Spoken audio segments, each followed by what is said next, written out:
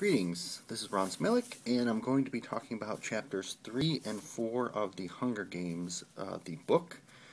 Before I get into that, I think what I've decided to do is read 2 chapters, however long it takes me to read 2, and then record one of these and put it out, and then read 2 more chapters and put it out. I will most likely get at least one of these a day, sometimes more, we shall see. If you have not read the book or watched the movie, you probably want to go and do that. What I did was watch the movie first, and that inspired me to read the book. As I said in chapters 1 and 2, I don't think I would have enjoyed or read the whole book if I had not seen the movie, but since I did, I would like to talk about it. So chapter 3, this is where Katniss has already been chosen, or I should say has volunteered to be the tribute, and she's at the Justice Building. She's visited by 2 people who I don't think we saw in the movie. One is the baker, which is Peeta's father, and the other is Madge, and this is the mayor's daughter.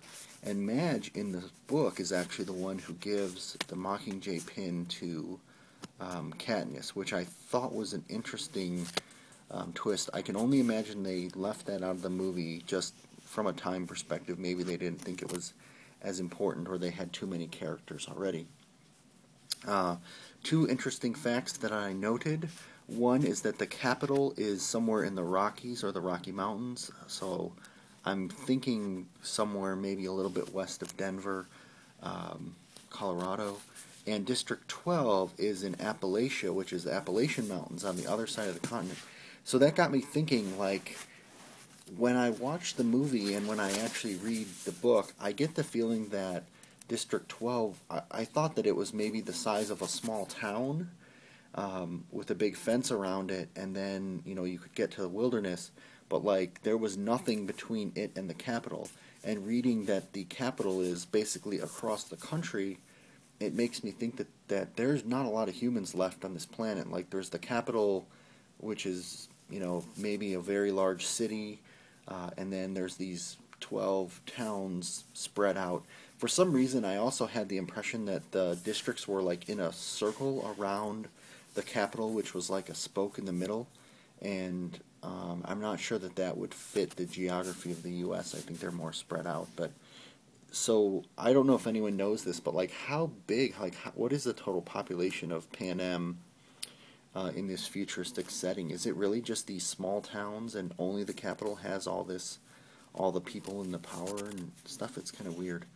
Also in chapter 3, there's a good page and a half on the background of the Mockingjay, which I thought was interesting. A little bit more rationale as to why that is the symbol.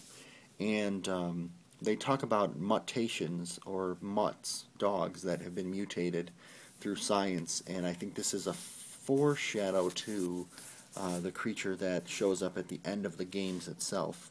So I thought that was interesting.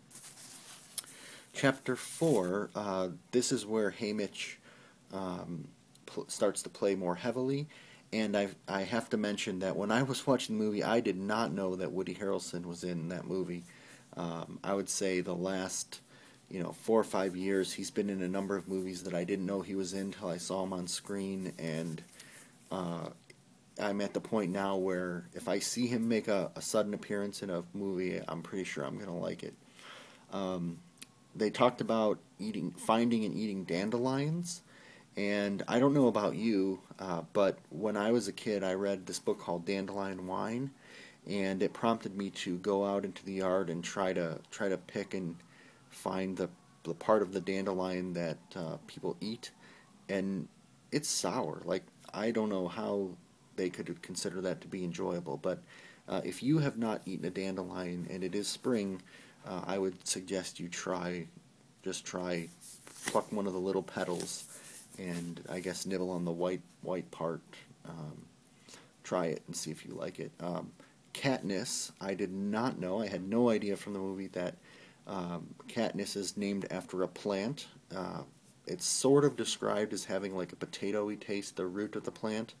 I did Google it. It actually is a plant, and I'm going to check with my grocery store to see if they carry it or figure out where I can get it, because now I want to try and see what a Katniss tastes like.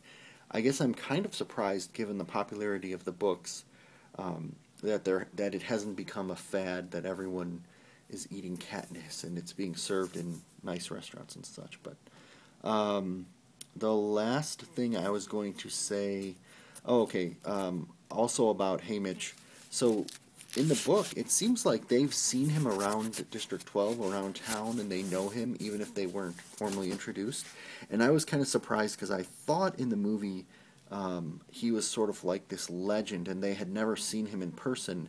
And the first time they saw him in person was on the train, and they were just like stunned by his drunkenness. Whereas in the book, he clearly has this reputation already. And I guess I'm a little bit surprised that if he is a public figure in their town, that they, other tributes and such, maybe. I guess I'm surprised by this character. I haven't quite figured out what my opinion of him and his drunkenness is yet, but obviously we know where it leads to, and he does redeem himself to some degree. So that was chapter 3 and 4. I am planning on reading 2 more chapters tonight. I will probably give you my comments tomorrow, and I would love to hear if anyone out there has comments in return. Maybe I missed something. I know I'm covering some things that are obvious, but my intention is just to point out things that I noticed while reading it. So, enjoying it so far. Thank you for watching.